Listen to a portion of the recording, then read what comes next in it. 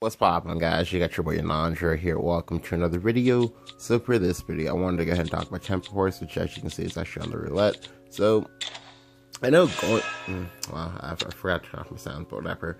So I know going into the set, a lot of people were like, yeah, you know, force is like dead, you know, force is like dead class, you know, worst class or whatever. Honestly, that's not true.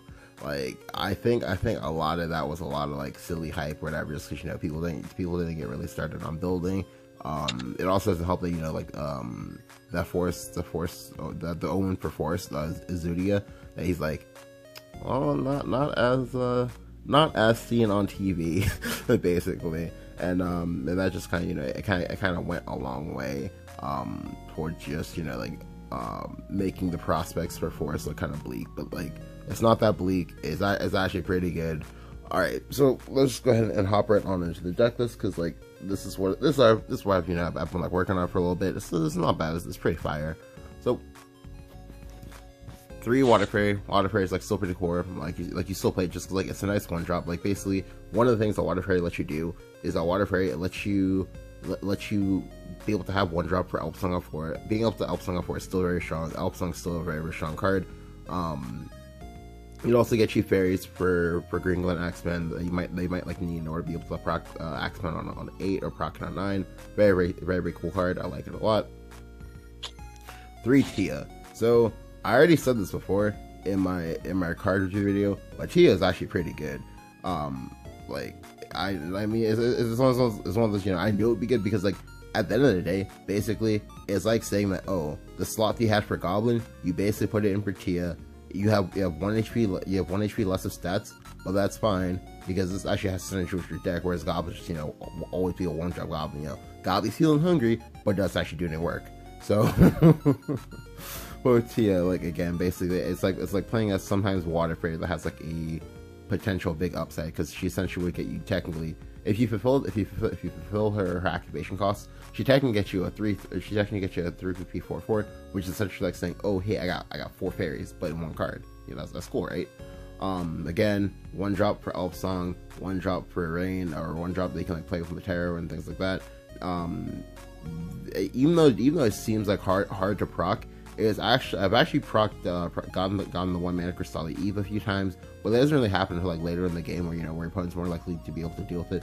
But that's still fine because you can still pair it with things like Elf Song and whatnot. You just, you know, make a board that has a 5/5, you know, some other stuff like that. And that's great. It's like it really does, you know, come through. 2 Fairy Circle. So I don't really think you need 3 Fairy Circle. I honestly didn't even want to play Fairy Circle at all, but I had to play Fairy Circle just because we were having some unfortunate games. So I just like wasn't drawing as much early game as I would like, just because like typically speaking, you really in the early game really just want to be playing like Story Falconer, Fairy Whisperer, Fairy Circle, Water Fairy, and then Tia. So you have about like what is that, like 11 1-drops that you want to be able to play. And you also have, not 11 1-drops. You have, oh yeah, no, you actually have 8 1-drops you want to be able to play, and then you have the Fairy Whisperer, and then Sword Falconer for 6 2-drops you want to be able to play whenever. This way you get to hold Rain back, you get to hold Insect Lord back when you can, and things like that. The Insect Lord, Rain, and Sword Falconer, those are all pretty staple. As well as Airborne Rush. Airborne Rush, like, it's still a really good card. A really good card. Just because, again, you can bounce Falconer, you can bounce Insect Lord, you can bounce Fairy Whisperer, you can bounce Ariana, you can bounce Axeman. The Axeman bounce thing is actually really cool. I'll go ahead and talk about it later. Yeah. Like, Sword Falconer, again, same thing. Clutch, Insect Lord, Clutch. Elf Song, still like, Elf Song is still a ridiculous card. Like, Elf Song is one of those, oh, if you get Elf Song on 4, and they managed to rock it on at least like 2 or 3 creatures or whatever, and they get the wall face, you just need to scoop right there. You just need to go to the next game. Like, you done, son. I'm sorry, you lost. Still very powerful card, and it's definitely a strong reason for why you should play Tempo Forest. I mean, mind you, there are a lot of strong reasons for why you should play Tempo Forest. So 2 Singer. So I don't know what in God's green name possessed me to do this earlier, but before I had the singers in here, I actually had Grasshopper Conductor. Again, don't ask me why. Don't ask me why. It was just a thing I did. I was just like, you know, feeling it. Which actually was pretty cool because like I could search for Tia, or I could search for Waterfur, I could search for Insect Lord or Whisper, but I felt like I had too many 1-drops, so I had too many like 1-attack units. There's some really unfortunate variants in it, and also just because Singer just draws you an extra card over Grasshopper, which is going to start you like a guaranteed card. But typically speaking, you just care about cards drawn at all. You don't really care about the quality of card drawn. To Ariana. So Ariana is very, very strong. I've been really liking Ariana a lot. I only play 2 just because I feel like 3 is too clunky, because like it's even for having 2, like there are some games where I just like don't get to proc the thing and get the Ivy Spellbomb down to 3, sorry, down to 1, being a 1 cost, but the damage you get from it is actually still very, very good.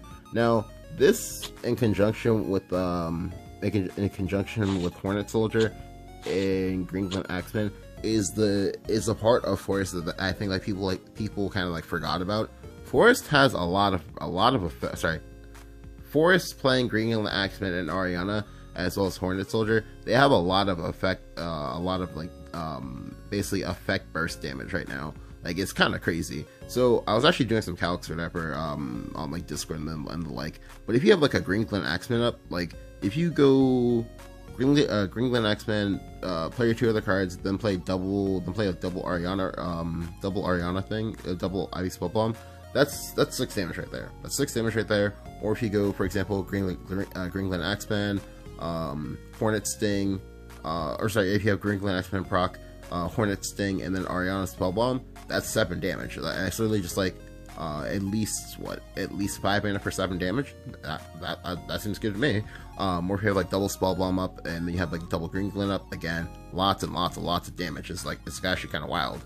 And that's just like, that'll just be like how you get the majority of your finishes right now, as well as just, you know, the Sky Stride Raptor, being able to bounce that, being able to like, you know, just kind of like drop that on people's face over and over again, or like with like Elf Song and things like that.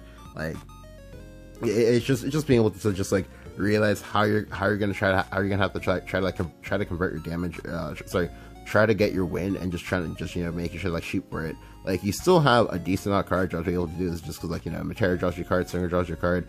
The majority of your 1-drops, like literally all of your 1-drops, with the exception of Airbomb Barrage, all generate E cards as well. So just, you know, lots of good ways to get to that end game, where you're just like, you know, dropping Axemans and just, you know, going in. So Matera as well as Rain, these are pretty much like your mid game bodies. Basically, what you want to do is you want to try to go ahead and use these in the mid game to go ahead and either like punch through holes in the enemy's defense, or just go ahead and just, you know, open up opportunities to go ahead and, you know, make a board of your own to set up for an Elf Song if need be. But typically speaking, when it happens, or at least when I try to use it versus opponents that usually don't have a Swing Evolve. Like, for example, in the past, like, or most times I actually use it versus Sword, which I usually go ahead and try to either Rain first and then play Elf Song, or Elf Song and Rain at the same turn if I can.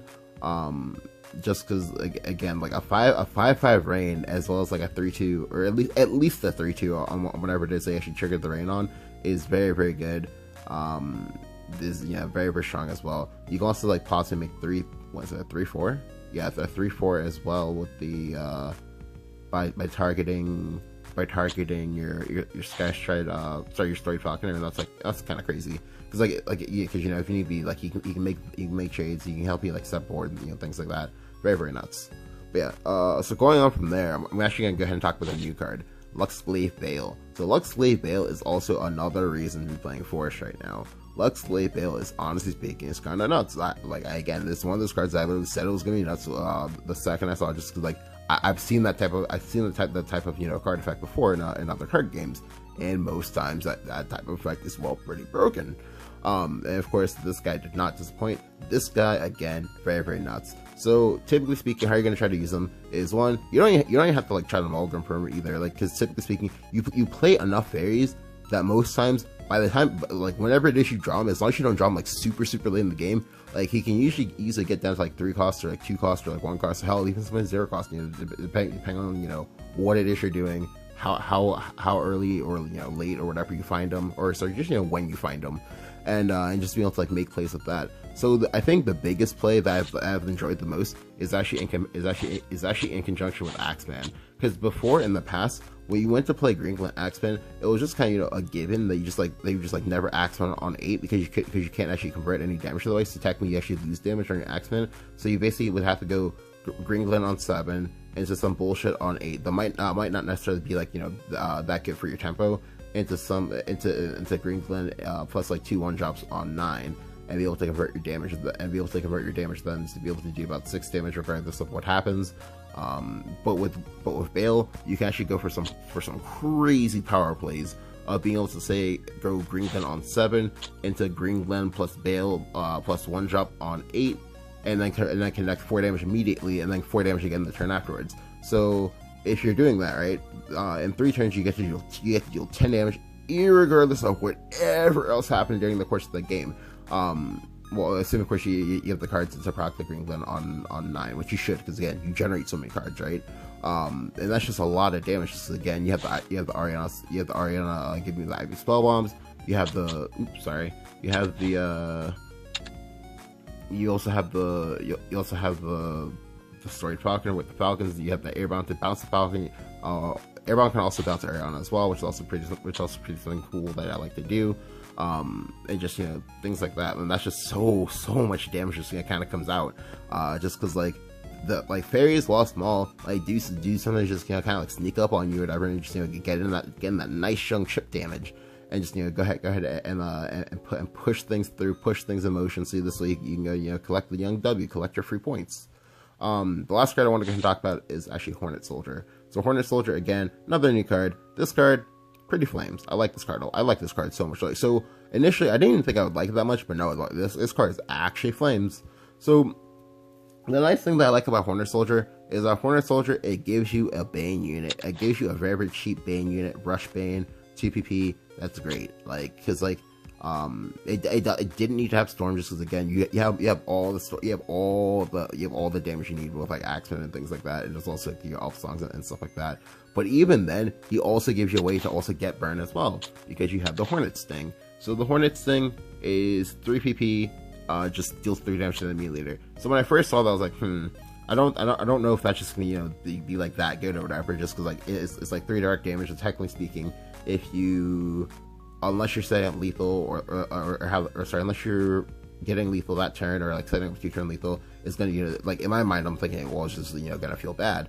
But in reality, it's one of those, like, it actually helps push a lot of damage, because again, if you have Axeman, 2 Axeman or whatever, like then suddenly, like, if you play this and then also proc the Axeman, that's 7 damage. That's just 7 damage. It's all effect damage, so your opponent can't block with forwards. The only way they can block is with like heals, and also just, you know, straight up like flat out just like raw damage prevention and or heals. And that's just like, you know, that's ridiculous. That's actually so ridiculous. He's also on a decent body too. You know, he's a 5'4". Oops, sorry about that. He's on a 5. I'm sorry if I scared you guys. He's on a 5'4", and additionally, the last thing, and this is, I think, the thing that makes it like the most, like, kind of like really crazy to me, or like really kind of just, you know, cherry on top to me, is that like on 7 mana you can play 1-drop, and then play this guy, and you get both things. And that's nuts. Or you can possibly go ahead and on this one might be a little bit slow, but you can go ahead and you can go on 8. You can get like 1-drop, this guy, bounce this guy, or like go this guy, bounce this guy, in 6. Well, yeah, you know, like 6 or like that, and you just, you know, go ahead and like stack up these young Hornets things. Like if you Hornet Sting your opponent twice under like Greenland Axeman, that's 8 damage. Like that's just 8 damage. Or again, if you have like 2 Axemen up, yeah, that's 10 damage. If you have like Axemen and some Arianas up, mind you, like this kind of, you know, dropping on it into some like Exodia type bullshit, in which you have like a lot of cards, and, you know, a lot of time to be able to do all this.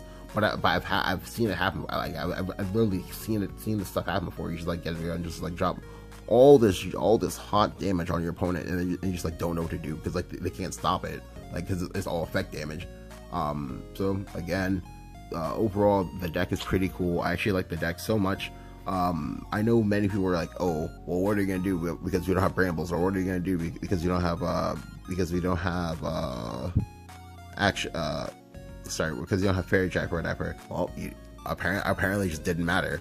Like, and that's honestly just like so crazy to me. No, I do actually have content against you guys. I'll be uploading this tomorrow, when I get like time to like go ahead and like record, because like I'm getting ready to like go to sleep for like so I can get ready for work or whatever. But yeah, if you guys enjoyed the video, go ahead and leave a like, go ahead and hit that subscribe button. Let me know what you think about Temple Forest down in the comments below. Thank you guys for watching, and I'll catch you guys next time. Peace.